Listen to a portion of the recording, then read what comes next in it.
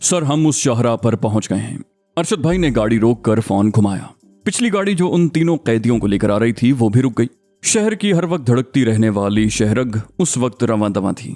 लाखों इंसानों का हुजूम उस वक्त भी अपनी अपनी मंजिल की तरफ रवां था। मगर क्या ये इनकी मंजिल मकसूद थी? ऐसा कम ही सोचते थे।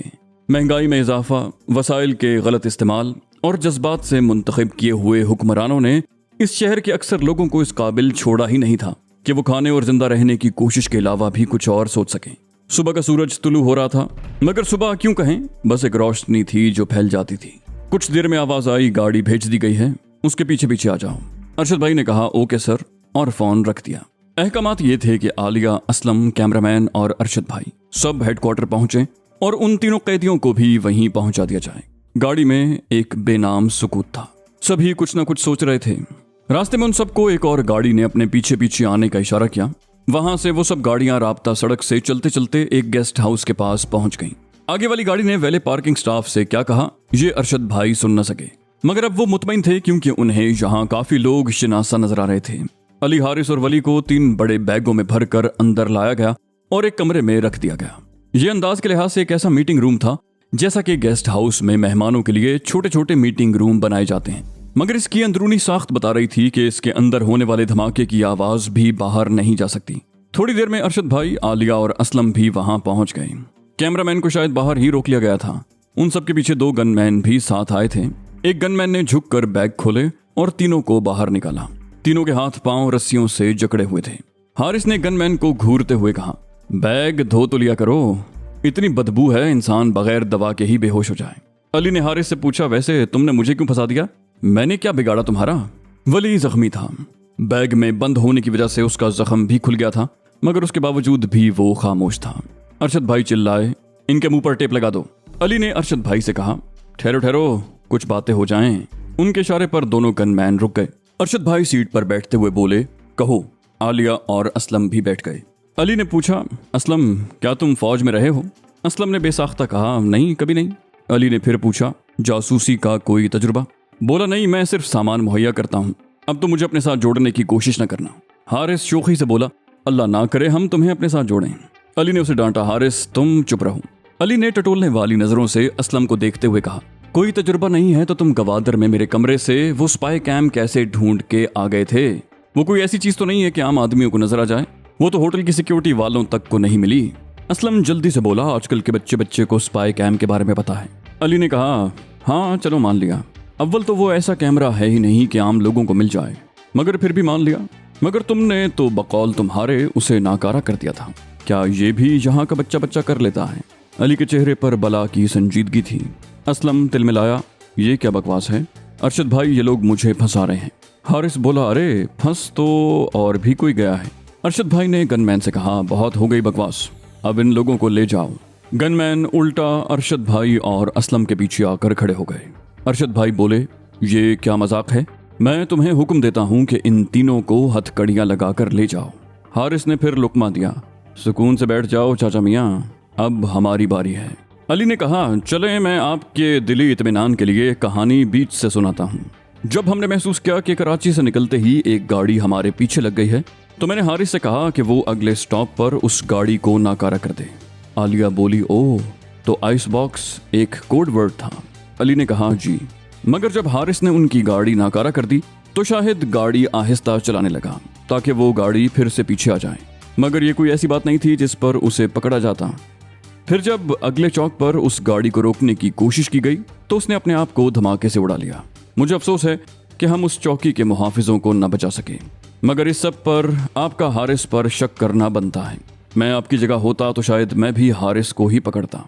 हारिस ने शिकवा किया, सर यानी आप मुझे भी बंद करवा देते? अली ने उसे डांटा, कहा, अब बोले तो वाकई बंद कर दूंगा। हारिस के अली को सर कहने पर अरशद भाई चौंके। अली ने कहा, तो बहरहाल हारिस को मेरे कहने पर वहां से भगाया गया और हमारी ही एक टीम ने उसकी मदद शुरू कर दी। वो तो गवादर में असलम खुद से कैमरा ढूंढ कर उसे नाकारा न करता तो कुछ देर बचा रहता, मगर वो गवादर जाते ही पकड़ा गया। गवादर में आम लोगों का इंटरव्यू लेते हुए वली ने उसकी आंखों में कई मशकूक लोगों के लिए शनासाई देखी थी। इस चीज ने हमारे शक को यकीन में बदल दिया। यहाँ मैं ये बताता चलूं कि आम लोगों के इंटरव्यू के नाम पर वली जानबूझकर असलम को उनके घरों की जानिब ले गया। जिन पर हमें शक था, और वो लोग असलम को देखकर इस तरह चौंके कि हमें फिर कोई शक ही नहीं रह गया कि असलम इनसे पहले भी मिलता रहा है। यूं उन लोगों और असलम दोनों की निशानदही हो गई।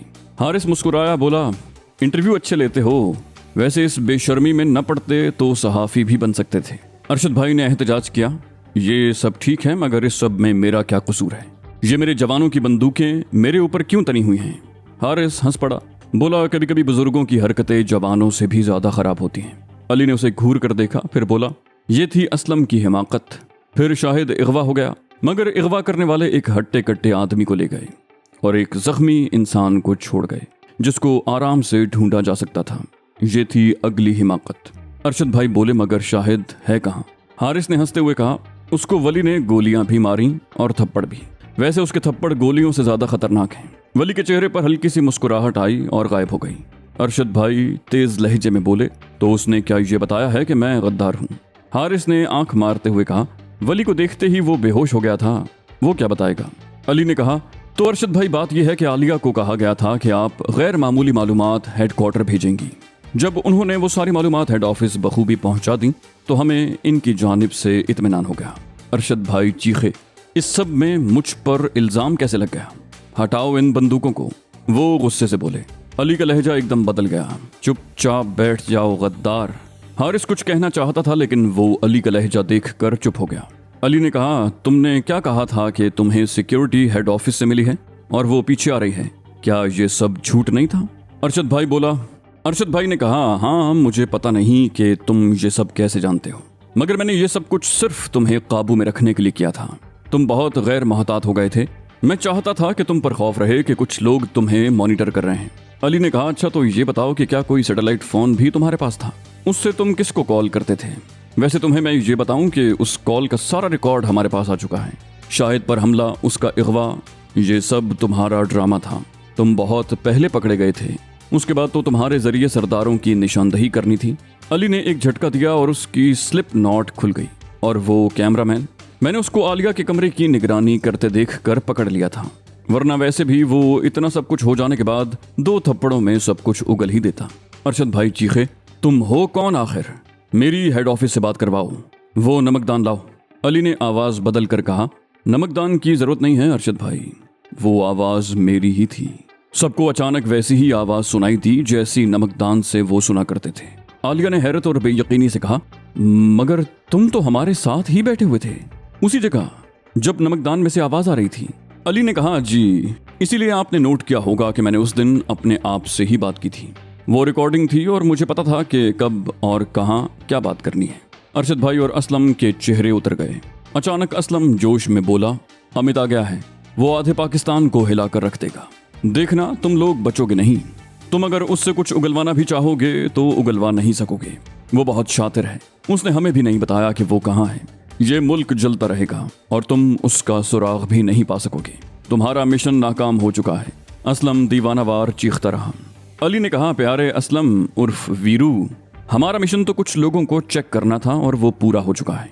और वो वेटर भी नजर में आ गया जिसने पिछले साल गवादर के इसी होटल पर हमला करने में लोगों की मदद की थी।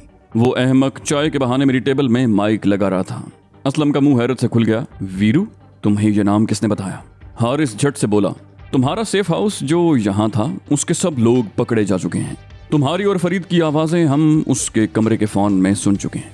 अरशद भाई बोले, बहरहाल मैं तो ये जान चुका हूँ कि इस एजेंसी का हेड कौन है। मेरी आज़ादी तुम्हारी मौत लाएगी। हारिस ने आंख मारते हुए कहा, अव्वल तो तुम अब दूसरे जन्म में छिपकली बनने से पहले आज़ाद नहीं होगे, और अगर हो भी गए तो इसमें भी हमारी कोई चाल होगी। तभी एक गुलदान में से आवाज आई, और दूसरी बात यह है कि इन सब गधों के ऊपर कुछ और लोग भी हैं। अरशद भाई चौंक कर गुलदान को देखने लगे। ये वही आवाज थी जो उनको हेडक्वार्टर से मिले हुए फोन से आती थी। अरशद भाई ठहरे हुए लहजे में बोले, तुम सबको पकड़ लो, मगर अमित, जिसको तुम शिकारी कुत्तों की तरह पूरा बलूचिस्तान ढूंढ आए हो, वो तुम्हें कहीं नहीं मिलेगा। अली ने गनमैन से कहा, चलो एक खबर मैं तुम्हें सुना दूं कि इस मिशन से बहुत पहले बॉर्डर पार करते हुए हम अमित को पकड़ चुके हैं। उसकी निशानदही पर ही हमने तुम दोनों और तुम्हारे सेफ हाउस को अलग किया था। फहद, तुम ये जानते हो ये कौन है? गनमैन बोला, नहीं सर, आप बताएं। वो बोला, सेफ हाउस, फरीद का बॉस, ग्रेड 1। दूसरा गनमैन बोला, ओ बस यही एक आदमी नहीं मिल सका था। अली बोला, नहीं आबिद, यही एक आदमी तो मिला हुआ था, बाकी तो इसकी हिमाकत से मिले। अरशद भाई बेयकीनी से बोले, अमित मेरी निशानदही नहीं कर सकता। अली ने कहा, हाँ, उसने तुम्हारा नाम नहीं लिया था, उसने कुछ अलामात बताई थी और उन अलामात की रोशनी में बहुत से अफसरों को चेक किया गया। आखिरी शक तुम पर और शाहिद पर ही गया था। हारिस ने फहद को इशारा किया, फहद अब इन मोअज़्ज़ज़ मेहमानों को ले जाओ। वो चारों कमरे से चले गए। उनके जाने के बाद आलिया ने कहा, मुझे एक बात समझ में नहीं आई। हारिस ने उन्हें छेड़ा, बोला, आपको अक्सर बातें बाद में ही समझ में आती हैं। अली बात काट कर बोला, जी पूछें। वो बोली, मैं क्यों इन सब में इन्वॉल्व हुई? अली ने कहा, आपके लिए एक बुरी खबर है, आपका एक रिश्तेदार गद्दार है। जब उसे चेक किया गया तो मालूम हुआ कि उसकी एक रिश्तेदार नेवल इंटेलिजेंस में है, तो ये तय पाया कि आपको भी चेक कर लिया जाए। चेक किया तो आपकी डेडिकेशन देखकर एक और बुरी खबर आपके लिए बनती चली गई। आलिया ने पूछा, और वो क्या? अली ने कहा, और वो ये कि अब आप मेरे अंडर काम करेंगी। नीम शब जब सारा शहर थक कर सो जाता है, कुछ लोग जाग रहे होते हैं, क्योंकि थक कर सो जाने वालों की पुरसुकून नींद के लिए उनका जागना जरूरी था। पार्क की उस दूर दराज बेंच पर दो लोग बैठे कुछ सोच रहे थे। रोशनी इस कदर कलील थी कि उनके बस हयूले ही नजर आ रहे थे। ज़ईफुल उम्र आदमी जो शायद पाइप के शौकीन थे, इस दफा अंदाजे से आहिस्ता आहिस्ता अपने पाइप में तंबाकू भर रहे थे। दूर एक खंबे पर लगा बल्ब आज रोशन था। शायद इस मुल्क की तरह उसके अंदर की कोई खराबी दूर कर दी गई थी। तंबाकू भरने के बाद ज़ईफुल उम्र आदमी पाइप जलाने लगे। कमरी महीने की पहली रात थी और बारीक सा चांद अपना जलवा दिखाकर जा चुका था। पाइप का कश लेने के बाद वो बोले, तो चूहा पकड़ा गया। नौजवान ने कहा, चूहे कहें, एक लिस्ट है पूरी। बुजुर्ग ने कहा, तुमने मेरा सर फख्र से बुलंद कर दिया। नौजवान ने कहा, मुझे अंदाजा है सर कि आपने कितना प्रेशर झेला है मेरी वजह से। बुजुर्ग बोले, अभी भी मैं अगर किसी को बता दूं कि तुम बैग में बंद होकर आए हो तो पता नहीं क्या हाल हो तुम्हारा और साथ साथ मेरा भी। नौजवान ने कहा, सर उनको छोड़ें, मुझे बस आपको मुतमईन करना है। वो बोले, और तुम्हारा बिगाड़ा हुआ कैसा है? नौजवान ने कहा, बहुत बेहतर। इस दफ़ा यूं कहें कि इस केस का सेहरा उसी के सर जाता है। वो बोले, उसकी पिछली गलतियों के बाद मुझे तो यकीन नहीं था कि वो कारआमद इंसान हो सकता है। नौजवान ने कहा, वो कारआमद इंसान ही था सर, और वक्त साबित करेगा कि उसकी गलती नहीं थी। बुजुर्ग ने कहा, खैर मुझे तुम पर भरोसा है, तुम खुद देखो। नौजवान ने कहा, नहीं सर, आप उस पर भी उतना ही भरोसा रखें। वो बोले, वजीर दाखिला के सेक्रेटरी के घर गाड़ी पहुंचाने का क्या नतीजा निकला? नौजवान बोला, बहुत अच्छा। वो लोग जो उनके साथ मुंसलिक थे इस शक में पड़ गए हैं कि वो कहीं डबल गेम तो नहीं खेल रहा, कि हमसे भी मिल रहा है और उनसे भी। फिर हमने कुछ और भी हरकतें की कि उनका शक यकीन में बदल गया। बुजुर्ग ने पूछा, वो क्या? नौजवान ने आंख मारते हुए कहा, जब जब टीम में किसी का पीछा किया गया वो आदमी अपना रास्ता बदल कर उन्हीं के घर चला जाता था। बुजुर्ग बोले, तौबा, और वो वहाँ किससे मिलते थे? नौजवान ने कहा, अरे सर, वहाँ का चौकीदार अपना बंदा है। बुजुर्ग बोले, अब उसकी क्या हालत है? नौजवान ने कहा, डर रहा है कि दूसरी पार्टी डबल एजेंट समझ कर न मार दे। पूछा, फिर? नौजवान ने कहा, फिर इस डर को हम अपने फायदे में इस्तेमाल करेंगे, पहले और डराएंगे और फिर उसको तहफ़्फ़ुज़ देने का वादा करेंगे। बुजुर्ग बोले, मुझे एतराज़ है इस सब पर, मगर तुम ही देखो, अब ये बताओ, अब हारिस को कहाँ भेजोगे? नौजवान ने कहा, गिलगित। वो बोले, क्यों? देखो ये हिमाकत होगी। नौजवान ने कहा, नहीं, ये उसको मासूम साबित करने के लिए ज़रूरी है। वो बोले, मैं फिर समझा दूं कि सोच लो। नौजवान ने कहा, सर आपके भरोसे के बगैर कुछ नहीं हो सकता। वो बोले, अरे तुम समझे नहीं। नौजवान ने कहा, आप बेफिक्र रहें, उसको मालूम नहीं है सारी बात। बुजुर्ग ने कहा, फिर ठीक है, मैं मुतमईन हूँ। और मुझे कब तक चोरों की तरह बुलवा कर मिट्टी पलीद करते रहोगे? इस बार उनके लहजे में लताफत थी। नौजवान ने कहा, जब तक असल चोर बड़ी मसनदों पर खुल्लम खुल्ला बैठेंगे। बुजुर्ग बोले, ये तो ख़त्म नहीं हो सकता। नौजवान ने कहा, हाँ, मगर हमारे हक में इस्तेमाल हो सकता है, जैसे सेक्रेटरी साहब। बुजुर्ग बोले, हेडक्वार्टर का क्या रहा?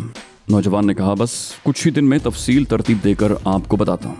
अचानक दूर से कहीं एक नामानूस परिंदे की आवाज़ आई और जवान ने ऐसे हाथ मिलाया जैसे जमाई ले रहा हो। बुजुर्ग मुस्कुराने लगे, बोले, अभी तक भूले नहीं हो कुछ सबक? नौजवान ने कहा, आपका हर सबक दिल पर नक्श कर लिया है। बुजुर्ग बोले, तो ये भी याद रखो कि चाहे जितना भरोसा हो, इश्क अंधा कर देता है। नौजवान ने कहा, आप बेफिक्र रहें, खींचने के लिए कान आपके पास रख लिए हैं। बुजुर्ग बोले, चलो चलते हैं, आज भी किसी के घर जाना है। नौजवान बोला, नहीं, आज पकड़ के मारेंगे। बुजुर्ग ने घूर कर देखा मगर वो कुछ न बोले। वो दोनों चल पड़े और उनके पीछे एक साया थोड़ी ही दूर पीछा करने लगा। उस साये ने कुछ ही फासला तय किया होगा कि अचानक एक दरख्त के अकब से फहद उस पर हमलावर हुआ और सर पर पड़ने वाली 2-4 ज़रबों ने उसको लंबी नींद सुला दिया। नौजवान और उसके साथी को चलते चलते एक और आवाज़ आई जो कोयल के मुशाबे थी और वो दोनों हंसते हुए गाड़ी में बैठ गए। अचानक कुछ सोचते हुए हारिस ने पूछा, सर मुझे भी कुछ बातें समझ में नहीं आई। अली और हारिस उसी गेस्ट हाउस में मुकीम थे। ये आर्जी तौर पर उनका हेडक्वार्टर था। जब से एजेंसी के स्पेशल प्रोजेक्ट डिवीजन का चार्ज अली ने संभाला था, चीज़ें आम तरीकों से हट गई थीं। अक्सर लोगों को मुश्किलात भी पेश आ रही थीं। पहले यहाँ सब यस सर के आदी थे। फिर अली को कुछ महीनों पहले चार्ज दिया गया और अली ने सबकी नौकरियां लगवा दी, मगर ऐसी कि जिस पर वो किसी भी वक्त लंबी छुट्टी ले सकते थे। उसके बाद जो लोग बच गए उनको रेस्ट हाउस की नौकरी मिल गई। काम का काम था और दरपर्दा यहाँ हर तरह के मेहमान ठहराए जाते थे। अमित के पकड़े जाते ही एजेंसी को बहुत मोहतात होना पड़ा था। अब बहुत सी बातें ऐसे ढके छुपे अंदाज में होती थीं कि गैर मुतल्लिका आदमी को सामने बैठकर भी समझ में नहीं आता था। यही अली की कामयाबी का राज था। अब इसको ले लें कि खुद अरशद से अपने आप को हायर करवा कर खुद हारिस को पकड़वा कर उन्हीं लोगों को घेर लिया।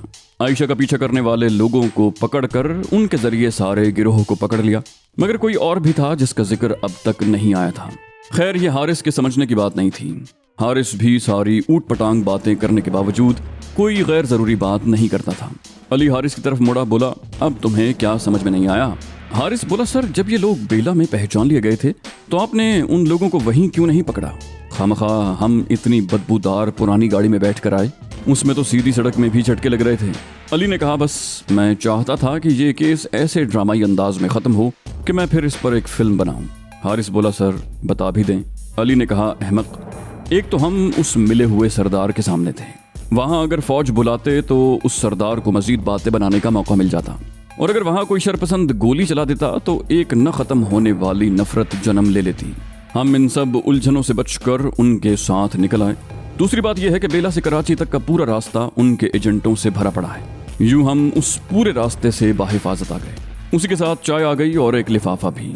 हारिस ने कहा, चलें ये तो सब ठीक है, कराची पहुंचकर हम सबको बैगों में क्यों डाला गया? अली ने कहा, अरे इस गेस्ट हाउस को भी कोई वॉच करता है। हम इन्हें ये बताना चाहते थे कि अरशद अपने मिशन में कामयाब हो गया है। हारिस ने खुशी से कहा, यानी अब हम कई दिन छुट्टी पर जा रहे हैं? अली ने उसको लिफाफा देते हुए कहा, हाँ, वली और तुम गिलगित जाओ छुट्टी पर। हारिस ने सड़ा हुआ मुंह बनाया। वो समझ गया था कि गिलगित वली जैसे हसीन मर्द के साथ छुट्टियों पर नहीं जाया जा सकता। हारिस ने पूछा, और आप कहाँ जाएंगे? अली ने कहा, मेरी परमानेंट जॉब लगने वाली है। हारिस बोला, अरे मुबारक मुबारक, भाभी को सलाम। ये कहकर हारिस भाग गया।